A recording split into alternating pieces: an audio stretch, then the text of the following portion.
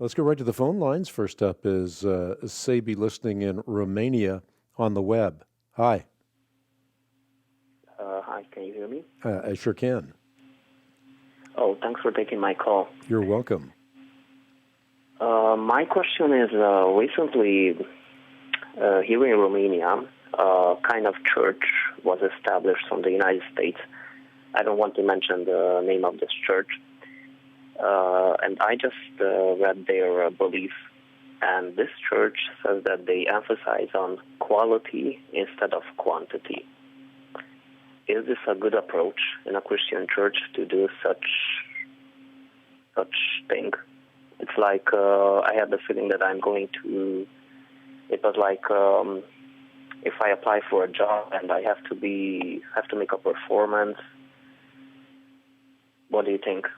Well, it's important that there is such a thing as church discipline, which is to say that if within the context of the church there is overt sin, that overt sin should be dealt with. Otherwise, the church is not performing its legitimate function. But what the church is called to do is not in a Gestapo fashion check out every detail of a member's life, but rather encourage them to examine themselves. Isn't that what Paul tells us to do in 1 Corinthians chapter 11? Before we partake of the Lord's table, we are to examine ourselves. And the reason is that if we partake in an unworthy manner, there are consequences to the person who does that. So the church is to exhort its members to walk in truth and righteousness. It is to exhort its members through example to worship God in spirit and in truth, to have oneness with each other as exemplified by the Apostle Paul in Romans chapter 12, and then to be equipped to go out and impact the world.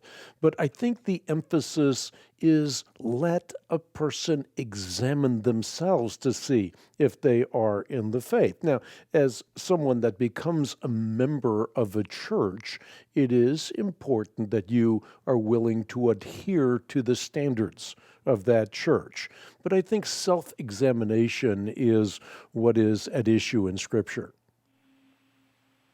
Oh, I see. Well, I had the feeling that it is like if you apply for a job and after a period you talk with your boss, and when I was reading their doctrine, and this came into my mind that they have their own standards, and maybe that's not the same as other churches have, or something like that.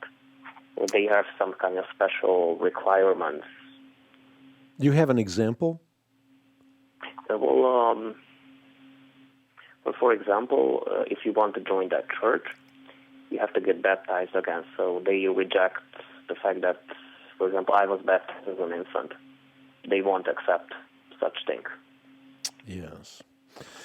Yeah, and I think that is a legitimate issue. I personally don't think that someone has to be rebaptized, but I don't see any harm in being rebaptized.